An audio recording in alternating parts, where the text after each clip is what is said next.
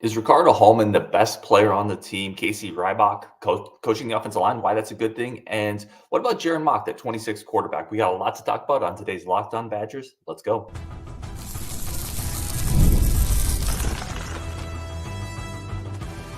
You are Locked On Badgers, your daily podcast on the Wisconsin Badgers. Part of the Locked On Podcast Network, your team every day. What is going on, Badger fans? Welcome to Locked On Badgers, your team every single day. I'm your host, Ryan Herrings, part of the Locked On Network. Thank you so much for joining us, for helping us build this community. Today's episode is brought to you by FanDuel. Make every moment more. This summer, FanDuel is hooking up all customers with the Boost or bonus daily. That's right. There's something for everyone all day, all summer long. Visit FanDuel.com to get started. Apologize for getting this one out a little late. I was so tired yesterday. I can't express to you the level of tired. So I apologize. This one's out a little late, but a lot of good stuff I want to talk about. I want to start with the segment that we've been started last week. My three favorite comments of the last week from the board, from Discord, from Twitter, from show comments, from DMs, just things that I think are either cool or, different, or that I want to talk about. We're going to do that every single week and put up some of those comments. Let's start here. The first one we had, this is from Buckeye fan, but talking about Jaron Mock, that 2026 quarterback. We had him on the show, Wisconsin offer, big time player out of Ohio. I think Jaron Mock is going to be probably the guy in 26 unless somebody else pops up. If you've really quick recap on the scouting report on Jaron Mock, quarterback out of Ohio, good arm, athletic, great quarterback instincts, right? Badgers have already offered him. Phil Longo likes him a lot. He's talked about that connection. Will hold on to the ball for a long time, trying to let people develop, or trying to let those plays develop. I really like him. He has instincts you can't teach at that level. This is from Tim Justice. He said, I played Little League football with Jaron's father, and if he is half as good as his father was on and off the field, this kid has a bright future ahead of him. I can't lie, being a Buckeye fan, I hope he gets a great shot to be a Buckeye. That's from Tim Justice, Buckeye fan checking out the show.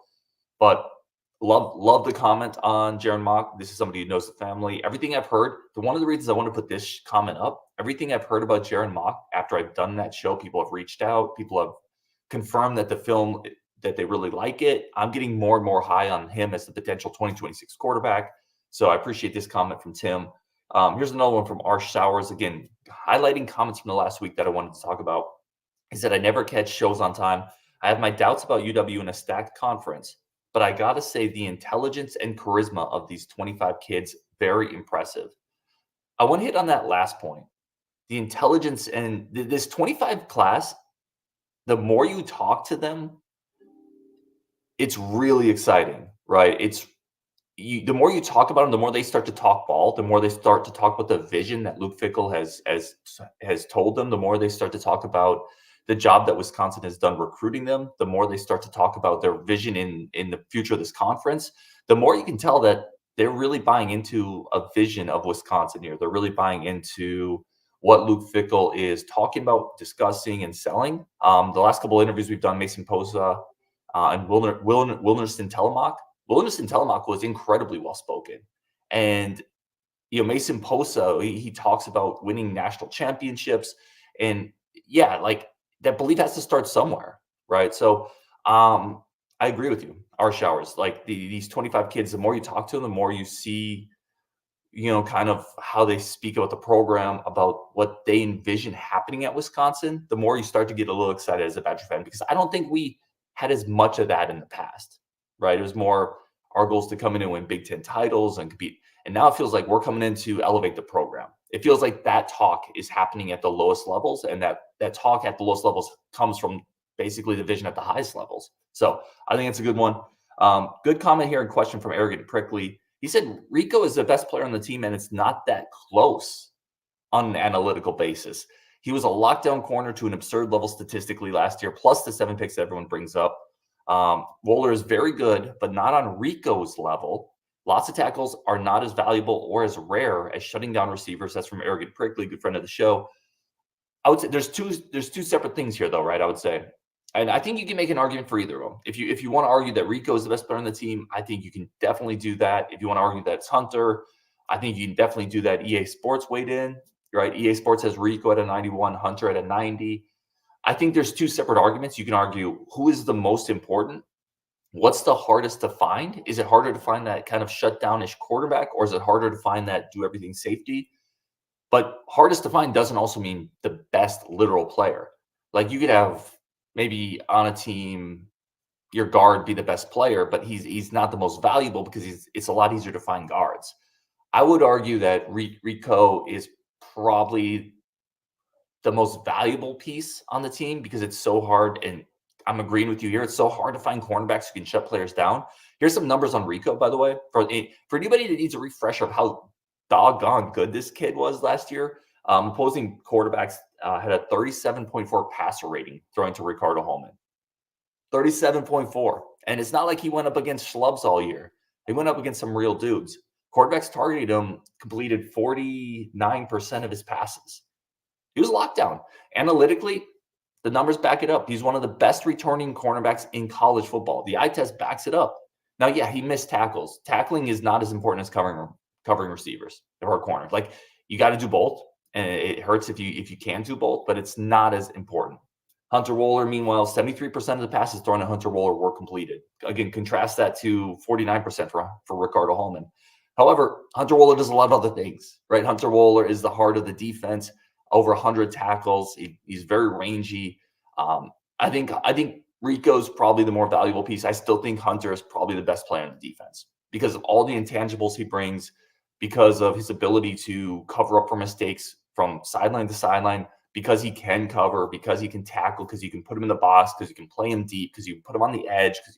I think he just does so many things that he opens up more avenues of attack for a defensive coordinator. So I do think Hunter Wohler is the best player on the team, but if you want to argue that Ricardo Hallman is, you certainly can make that case easily. And if you want to argue that Ricardo Hallman is the most important player on the team, 100% make that case, right? So great comments as always. Every week we're going to highlight 3 of them. Marty Griffin says if Treach gets time as a returner, then I think special teams will take a big step up. We definitely got to talk about special teams coming up. Adam Schwartz, Malman is the best player from a draft capital standpoint. That's a good question. Who on this team do you think gets picked first out of everyone on this team? Is it Malman? I mean, listen, Malman's a tackle. He graded out really well. One of the best tackles in the country per Pro Football Focus coming back. He's got the right size and weight. I still think it might be Rico just because cornerbacks are so valuable at the next level, but so are tackles.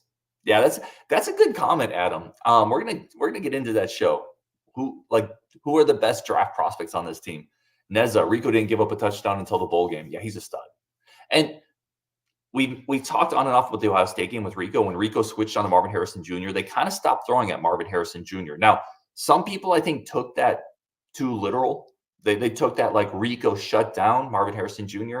I think the Buckeyes just said we have easier pickings somewhere else, so we're not going to try to force the issue.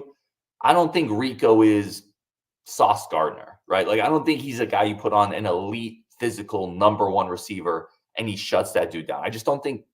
And that's not a knock on Rico. There's like 4 of those guys like on the planet, right? I mean, that's so rare getting a true island shutdown number 1. I don't care what receiver you have. I'm an alpha cornerback and I can lock him up because you almost need to be like 6'1" and run a 4.35 to be that guy. And Rico physically just isn't that, but he's super good, right? Don't take that as a knock. There's very few cornerbacks you can do that. But the point still is you can put Rico on the best players in college football and force opposing teams to at least think twice about going there. And we saw that, right? We saw that in Ohio State. Rico is a total stud. Now, if Nizer Forkran comes up, if Lofi comes up, if Delancey comes up, if a few of these other pieces come up a little bit more, where those easy pickings aren't as evident in other spots of the secondary, Rico's going to be even better. So, love it. Glenn Miller says every player that gets 100% mentally and physically is the best player. I think there can only be one best player, Glenn, but I love the comment, and JB's with us. Good morning. Catch you live. Beat Bama. Let's go. Beat Bama. Let's get them. All right, coming up, we're going to talk a little bit about Casey Rabach going to the offensive line spot, talk a little bit about special teams. Can the Badgers be better there? They weren't very good last year. We're going to talk about that next on Locked On Badgers. But first, a quick break for our friends of the show. Also, just a quick second to say thank you for tuning in as always. Appreciate everybody tuning in. All right, let's take a quick break for our friends of the show over at FanDuel.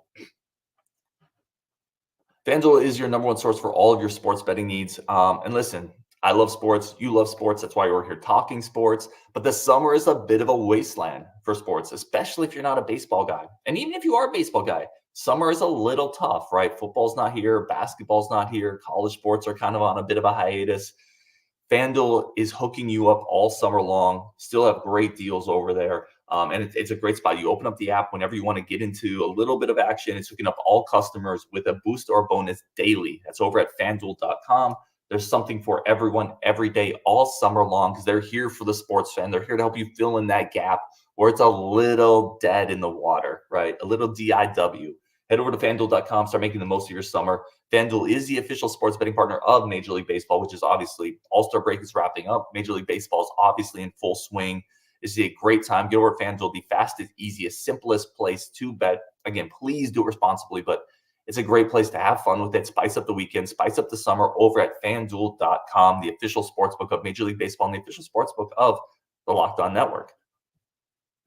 All right, let's talk Casey Rabach. I want to talk a little bit about Casey Rabach here, former director of scouting. This is something that happened a couple days ago, but we haven't really talked about it on the show because we've had interviews and we've had guests. This one, I feel like flew a little under the radar, but I think it's really interesting for a couple reasons. There's a lot of kind of interconnected. You guys ever watch those shows where they have like the conspiracy board and there's a lot of interconnected, push pins and lines drawn places. There's some of that going on here. So a little bit ago, the cap on coaches was essentially removed. Teams can now add on more on-field coaches than they've been able to in the past. As the NCAA continues to, the restrictions on programs, players, coaches continue to kind of fall apart and crack. More and more of this is going to happen. Teams are going to have more and more on-field coaches. So inside the scouting and the recruiting department, Casey Rabach has been there. He's been the director of scouting, a key voice in identifying talent, identifying offensive linemen, a key part in that recruiting cog. We talk so much about Pat Lambert and Maximus Steinecker, which we should, by the way. Casey Rabach's right there with them, right? He's been right there helping to build these classes that have been pretty impressive. And now they've shifted him onto the offensive line. Let's start there, and then I want to backfill the recruiting part. This is awesome, right? Let's start with the awesome. Like this offensive line is getting another voice, another respected guy, a former offensive lineman. We've talked again and again about how important this unit is, how good this unit could potentially be this year. We've talked so much about the young talent, 10 guys recruited in the last two classes, and a lot of them are really big-time commits. Logan Powell and Hardy Watts and Kevin Haywood. These are big-time talents. Michael Roski, Ryan Coriella, Mandel was a 4-star. The more people you can get in that room to help that young talent develop, the better you are. This is such a potential low-key good move for the Badgers, getting another person in there to help develop, because there's only so much, even a coach as respected as AJ Blazek is, there's only so much he can do during the season to help develop the young guys. Where I see this going, and this is an angle I haven't really seen talked about, I think Rybach's coming in to kind of be a player development guy for the younger dudes. Well, or as AJ Blazek is coaching for the upcoming game, he's game planning, right? He's getting the starters ready. He's going through that. I think Rybach is coming over to help develop those young guys. I really do. Be very curious to talk to some more people. It's something I'm kind of working on, but I think you're bringing in someone else to help develop these young guys, because as great as Joe Rudolph, former offensive lineman coach, recruited, those guys never really developed. It doesn't matter if you get a 4 or 5-star guy. It doesn't matter if you get a great physical talent like Ernest Mandel. If you don't develop them, bringing another guy who played offensive line at Wisconsin, who understands what it takes, who was a professional offensive lineman, bringing in another guy into that offensive line room to help develop that young talent, I think is a potential home run. And Casey Rabach is really respected. By the way, this is probably what he would be doing all along if there wasn't a coach's cap originally, right? Like he probably already would have been coaching offensive linemen if we had a spot for him, if we legally could have done it. Now we can, so we shipped him. I think it's a great move. The more resources you can put into coaching, the more resources you can put into development, the more resources, quite frankly, you can put into offensive line, the better off you are as a program. We are in an era now where you're basically capped by the money you're willing to spend and your ambition. Like, let's just call it what it is. This is similar to baseball in some senses. This is similar to, football's hard cap, the NFL, basketball is a soft cap. Baseball, you're kind of limited by how much money you want to spend. You can have more on-field coaches now if you're willing to spend for them, if you're willing to pay a little bit more. That doesn't mean you hire every coach and you have there's limits and there's common sense limits, but this is indicative of the fact that the Badgers are continuing to push and evolve and build the program. Now, where these lines connect is the Badgers are rumored to be hiring another recruiting guy, right? They targeted Notre Dame's guy that had been talked about. Notre Dame matched. There's rumors that they're after another one. I've heard some things. I don't want to put it out there because I'm not 100% sure, but it sounds like they're in on a pretty another big time programs guy.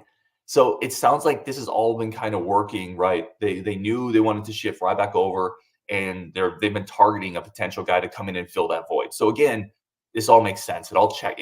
When I used to say in the Navy, it checks with charts. It means this all makes sense. It checks with charts, right?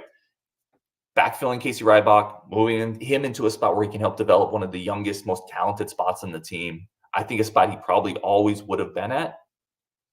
Feels like a potential win-win for the Badgers. Now, they have to properly replace Casey Rabach in that recruiting department because he's been really good there. But I have faith that based on what Luke Fickell and his program has done in that recruiting department, I mean, originally he's the guy that brought in Pat Lambert, Max Steinecker, Casey Rabach.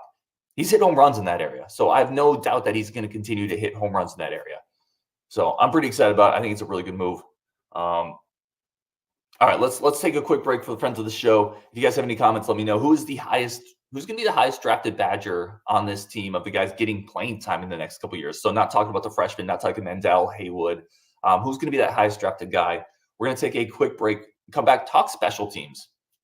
Like such a key. Can they get better last year? Let's talk about how they did last year, why I think they could be a little better this year, but why it's still a big question mark. That's coming up next on Locked On Badgers. But first, a quick break for our friends of the show and a quick second to once again say thank you so much for tuning in.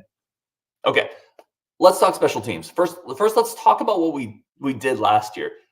Let's take even a step back. And if you hear my dog bark, I apologize.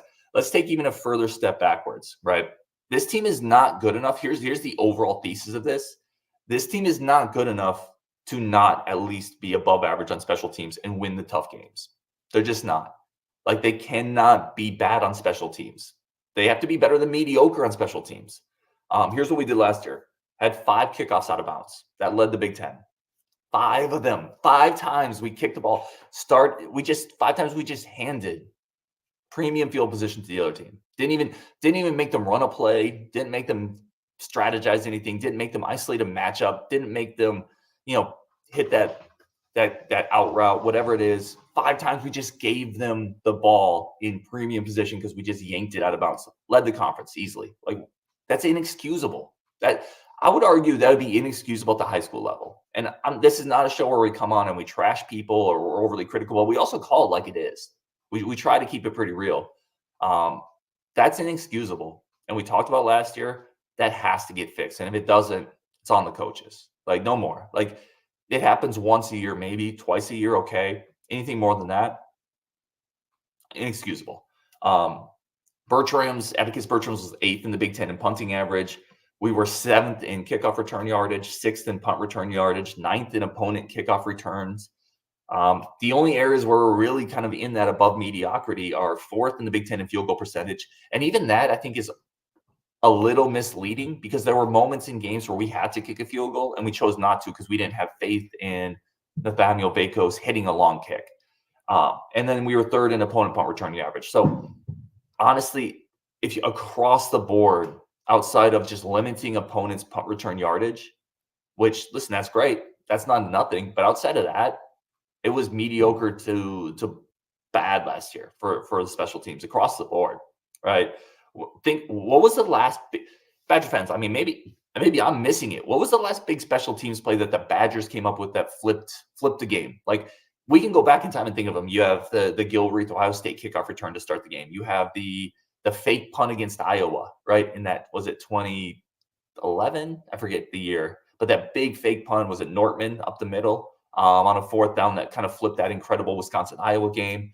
You have the Kenzel Doe punt return against Utah State, right? You had Crookshank punt return against Oregon in the bowl game. We lost that game, obviously, but like, we haven't had a big special teams play that flipped the game in a long time. And that's inexcusable. right? The special teams have not been good enough, period, point blank. Now, again, I think this staff recognizes that. I think they understand that. One of the things that they did along with Casey Rabach, they hired Eric Reisbeck. This is kind of interesting. And this one was also pretty recently. I wanted to highlight it. Eric Reisbeck is coming on board as the assistant special teams coordinator. He was on the Badgers coaching staff in March and then was moving on. He was going to become UC Davis's special teams coordinator before he came back to join Wisconsin. So here's another area like the offensive line. They're putting more coaching resources into it, whereas on the offensive line, I think they're augmenting a strength. I think they're building a better spot. On the special teams, I feel like they're addressing a weakness, right? Matt Mitchell was coaching that area last year. Matt Mitchell's also a linebackers coach. He's also heavily involved in recruiting and game planning. Now they're bringing in somebody who was going to a lower level to run their special teams, somebody that they're familiar with. That's super important to me because Luke Fickell doesn't tolerate nonsense. Like if you've been on the staff with Fickell and he's bringing you back, that means they like you. And they're bringing this guy in just to focus on special teams. Another area where they can bring somebody in and say, you need to do this. We need to get better here, right? So I think that is an encouraging sign. Whether or not it will have an impact, I don't know. I still think Nathanial Vakos is a really good kicker. He was injured last year. He was banged up. I think that kind of fed into we're not going to take some of those longer kicks. He has a big leg, right? He has a big leg. He showcased it as a freshman at Ohio. If he can start making some of those kicks and flipping some of that field position, or not flipping some of that field position, if he can start making some of those big kicks and getting points in areas where last year we struggled to convert, that can flip a game. Atticus Bertrams needs to be better.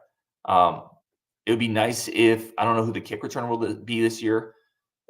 There's a lot of options, quite frankly, but we're going to find more out in fall camp on that one. That needs to get better too. You got to win in this element of football, especially against the teams that out-talent you. Because quite frankly, there's 4 teams on this schedule this year that out-talent us. And there's probably 2 or 3 other ones that are talent par with us, right? Penn State, USC, Bama, Oregon. Just from a recruiting standpoint, from a blue chip standpoint, from an NFL talent produce standpoint, they out-talent the Badgers, period. Iowa, Nebraska are right in our tier right now. Like that's 6 teams where if you're losing the special teams battle against, you might lose the game, even if you match them everywhere else. You have to be better here. You have to be better here. I don't know if they're going to be. I think Vakos will have a bit of a bounce back year. I'm highly encouraged by the fact that they're adding another coach into this room to make this room better. It has to be better. So anyway, that is my impassioned plea there. Let's keep going here. A bunch of Bo Ryan, John Berger in the chat. We're not doing Greg Gard today, Bo Dragon. We are not doing Greg Gard today. All right, that'll be an upcoming show. Listen, I'm actually pretty excited about basketball. I've talked about it, but I'm definitely more on the positive side of that scale than a lot of people, and I recognize that. That's cool too. I'm not angry at anybody who is down on Greg Gard. I'm not quite as down on it. Anyway, thank you so much for tuning in. Really do appreciate everybody. This has been Locked On Badgers. Go check out another Locked On show after this. Locked On Packers, Brewers, Bucks. Get your latest content on all the teams we cover over on the Locked On Podcast Network. Thank you guys so much for tuning in on Wisconsin, and we'll talk tomorrow.